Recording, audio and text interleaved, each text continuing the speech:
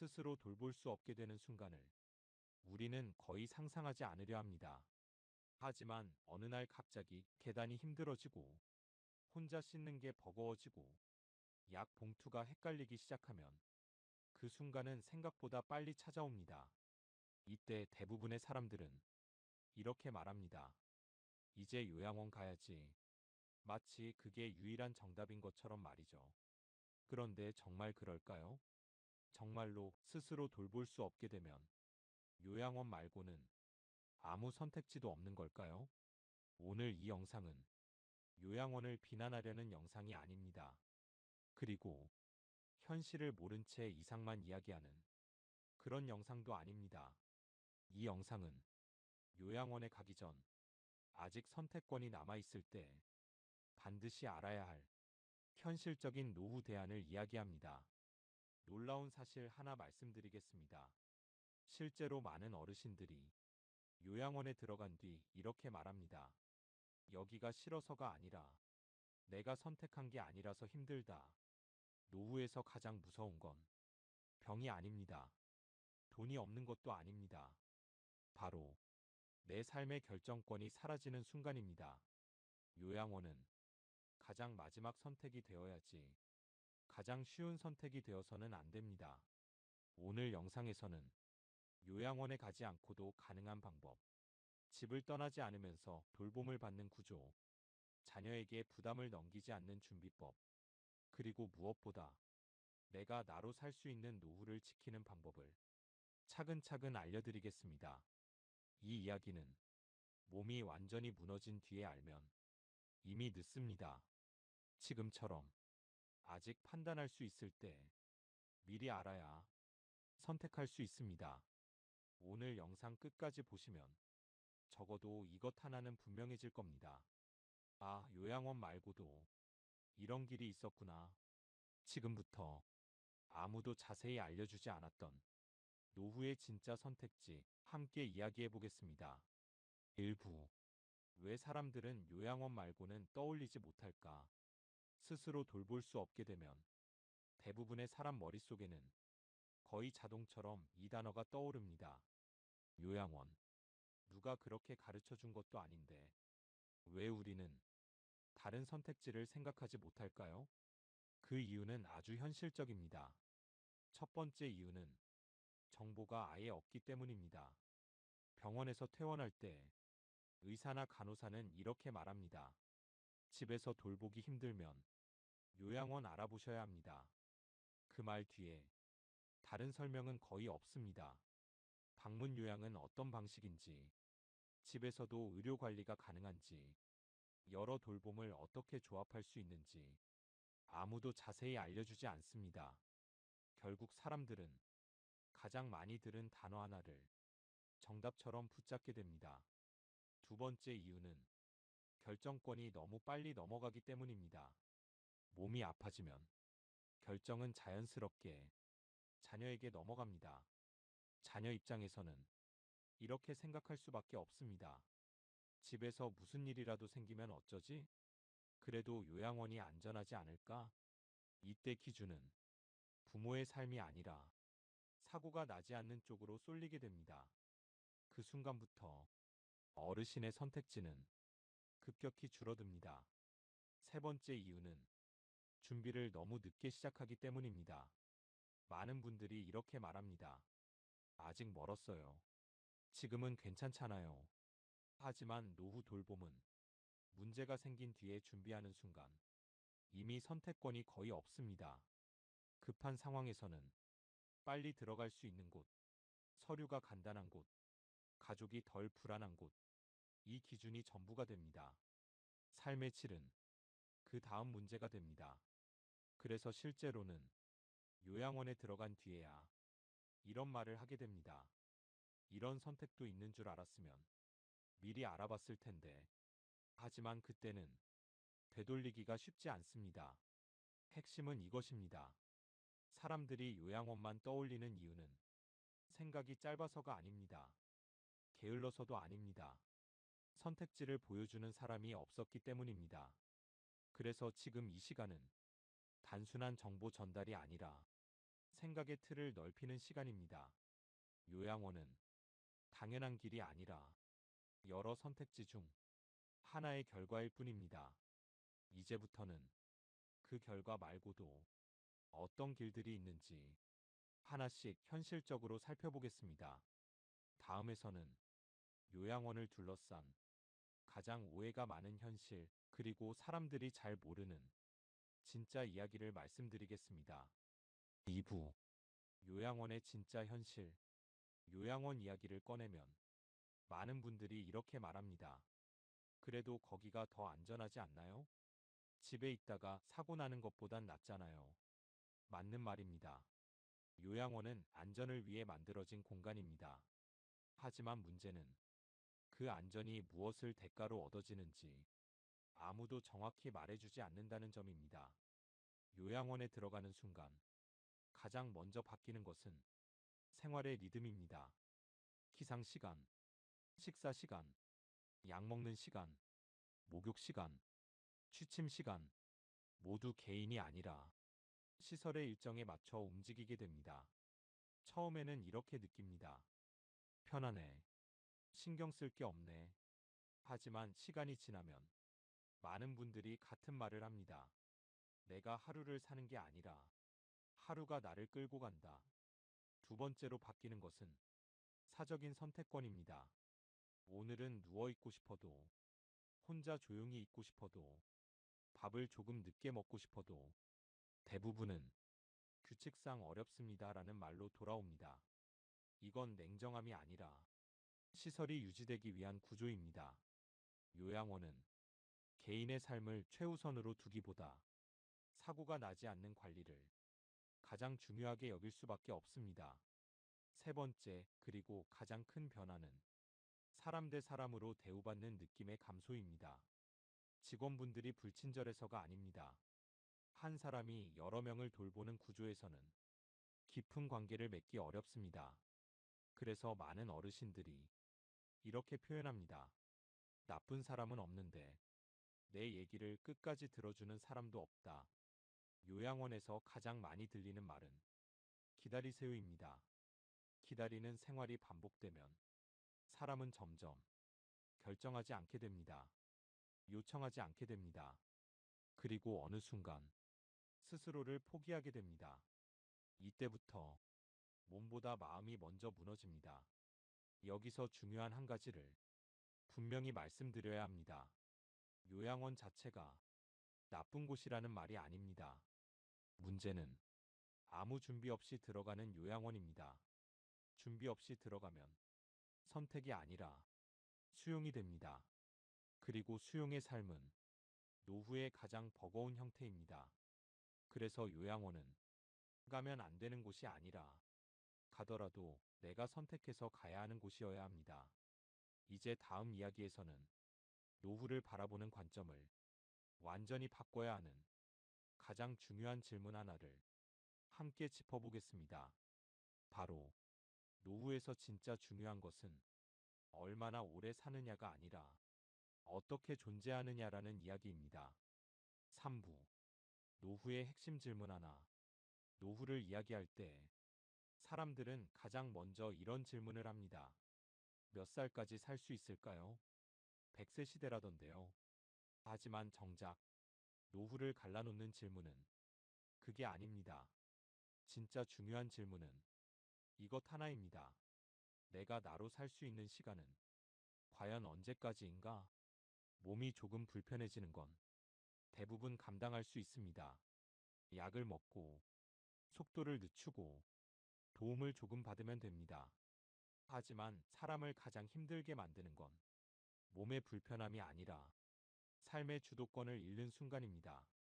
어디서 살지, 누가 나를 돌볼지, 어떤 방식으로 하루를 보낼지, 이 결정권이 한꺼번에 사라질 때 사람은 급격히 무너집니다.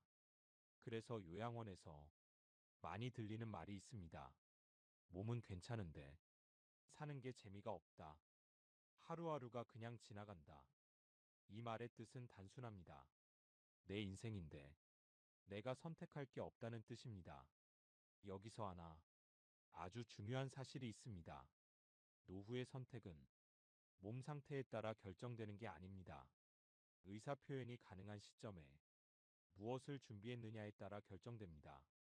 같은 몸 상태여도 미리 기준을 세운 사람과 아무 준비 없이 맞닥뜨린 사람의 노후는 완전히 다르게 흘러갑니다.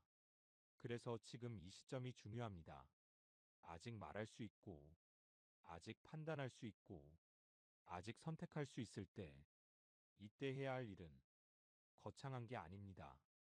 나는 어디까지는 혼자 살고 싶은지, 어떤 상태까지는 집에 있고 싶은지, 그 선을 넘으면 어떤 도움을 받고 싶은지, 이 경계선을 스스로 정해두는 겁니다.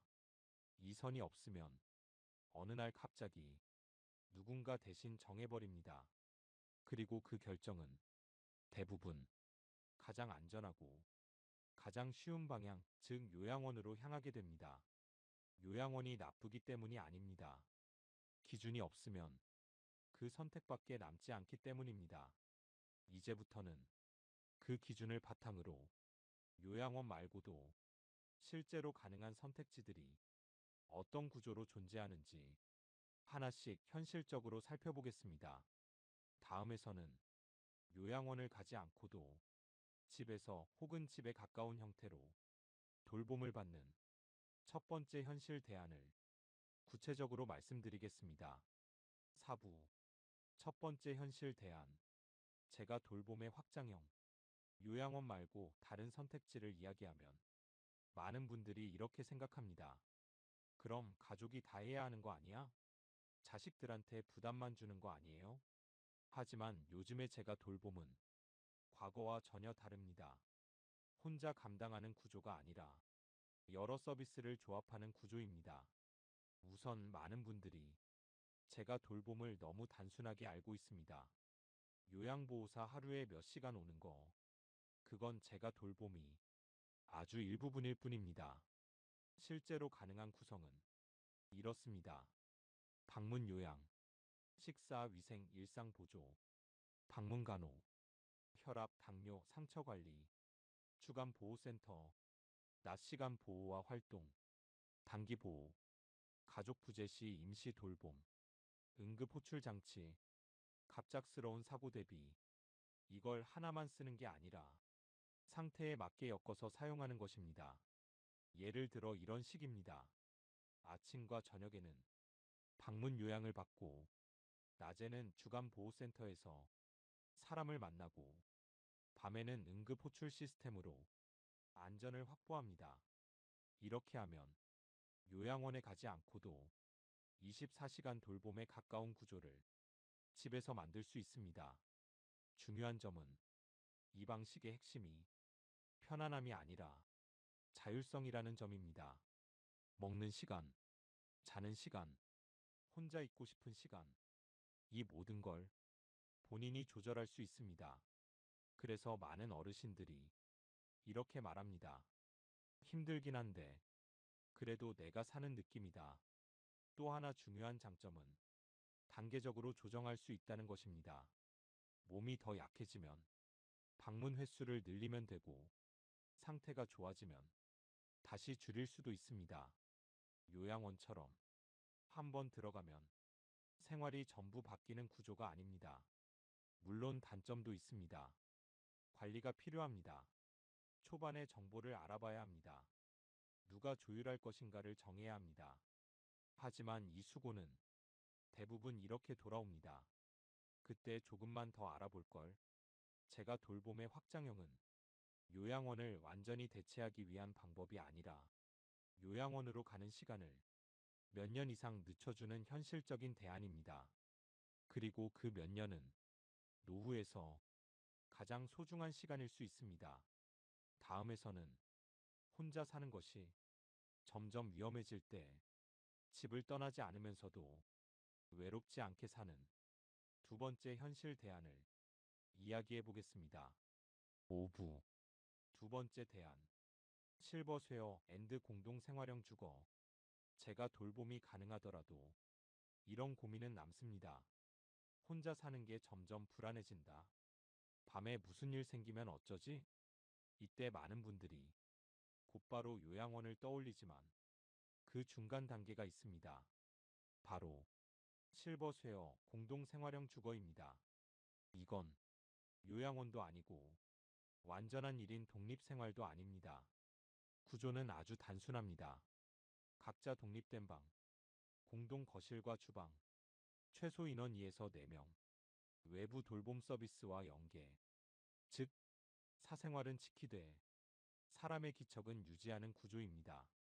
노후의 가장 위험한 순간은 넘어지는 순간이 아니라 넘어졌는데 아무도 모르는 상황입니다. 공동생활형 주거는 이 위험을 크게 줄여줍니다. 하루 한 번 얼굴을 마주치고 식사 여부를 서로 확인하고 며칠 안 보이면 이상을 느낄 수 있습니다. 이 정도만 있어도 혼자 사는 위험은 절반 이하로 줄어듭니다. 또 하나 중요한 점은 이 구조가 통제가 아니라 합의로 운영된다는 것입니다. 요양원처럼 규칙이 위에서 내려오는 게 아니라 함께 사는 사람들이 서로 조율합니다.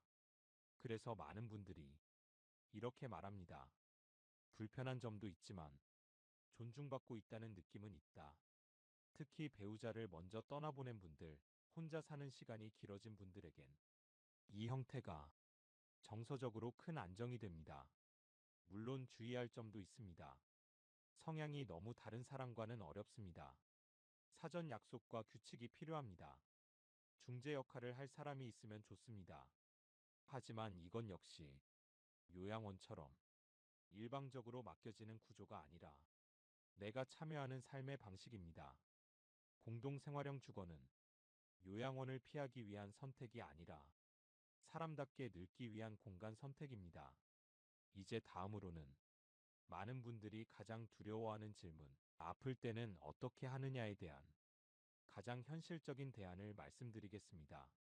바로 의료 안전망을 집 안으로 들이는 방식입니다.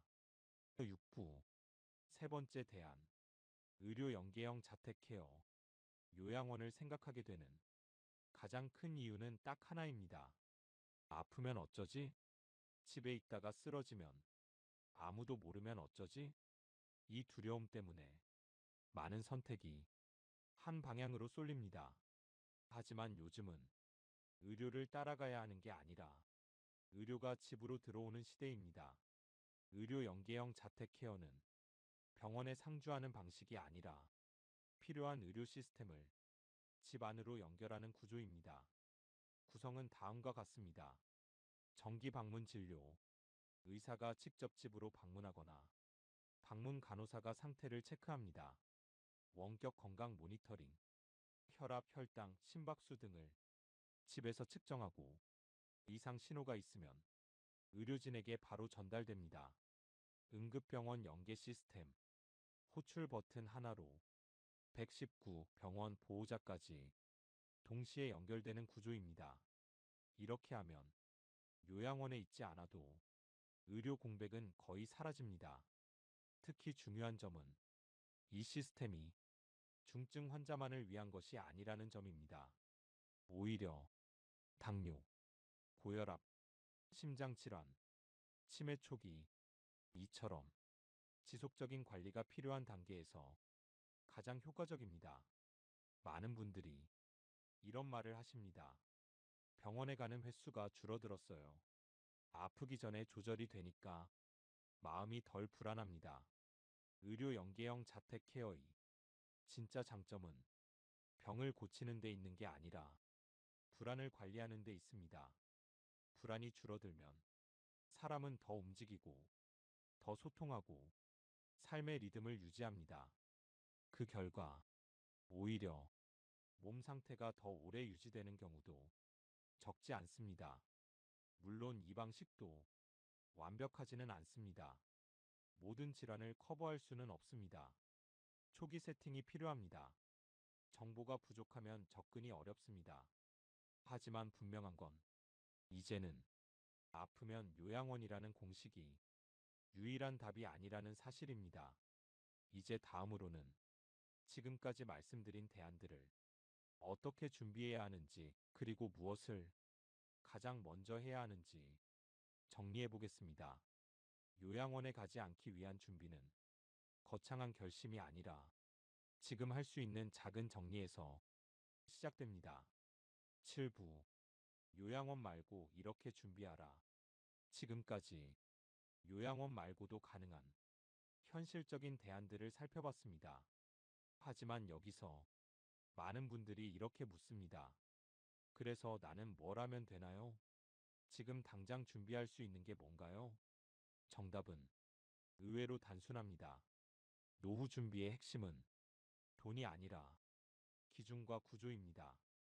첫 번째로 해야 할 일은 의사 표현을 분명히 남기는 것입니다. 막연하게 요양원은 싫다가 아니라 이렇게 구체화해야 합니다. 어느 정도까지는 집에서 살고 싶은지, 어떤 상태까지는 제가 돌봄을 원하는지, 스스로 결정이 어려워지면 누가 어떤 기준으로 판단하길 원하는지, 이 내용은 꼭 법률 문서가 아니어도 됩니다. 손으로 쓴 메모라도 좋습니다. 중요한 건 말로만 하지 않고 형태로 남기는 것입니다. 두 번째는 자녀에게 선택 기준을 미리 알려주는 것입니다. 대부분의 자녀는 부모를 힘들게 하려고 요양원을 선택하지 않습니다. 그들은 혹시라도 사고가 나면 내가 평생 후회할까봐 그 선택을 합니다. 그래서 이렇게 말해줘야 합니다. 안전도 중요하지만 나는 내 생활이 있는 게 더 중요하다. 조금 불편해도 내가 결정하면서 살고 싶다.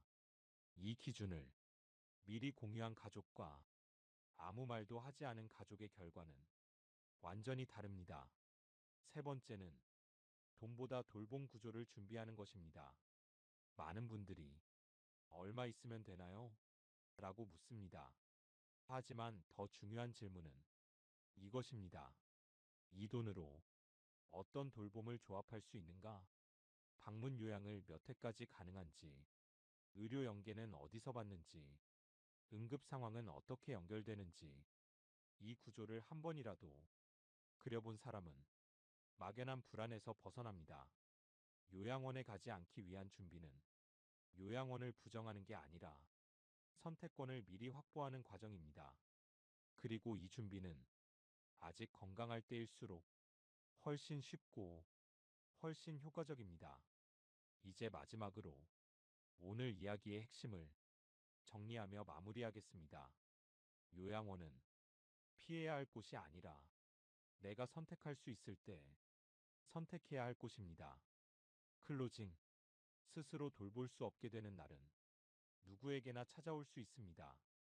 그 시기를 우리가 정할 수는 없지만 그때의 선택은 지금 준비로 바꿀 수 있습니다. 요양원은 실패가 아닙니다. 그리고 부끄러운 선택도 아닙니다. 하지만 아무 말도 남기지 않은 채 아무 준비 없이 들어가는 요양원은 삶의 마지막에 가장 큰 후회가 되기도 합니다. 노후에서 가장 중요한 것은 어디서 사느냐가 아닙니다. 누가 결정하느냐입니다. 내가 결정할 수 있을 때 내 기준을 남겨두는 것, 그것이 가장 현실적인 노후 준비입니다. 오늘 영상에서 말씀드린 제가 돌봄, 공동생활형 주거, 의료 연계형 자택 케어, 이것들은 요양원을 부정하기 위한 대안이 아니라 요양원으로 가는 시간을 늦추거나 요양원을 선택으로 만들기 위한 도구들입니다. 노후는 마지막까지 참아내는 시간이 아닙니다. 마지막까지 나로 살아가는 시간입니다. 이 영상을 보고 계신 지금 아직 판단할 수 있고 아직 선택할 수 있다면 그 자체로 이미 늦지 않았습니다. 오늘 이 영상이 여러분의 노후를 조금 더 단단하게 만드는 계기가 되길 바랍니다. 지금부터라도 가족과 한번 이야기해 보세요. 나는 이렇게 살고 싶다라고. 그 한마디가 훗날 가장 큰 선물이 될 수 있습니다. 끝까지 시청해 주셔서 감사합니다.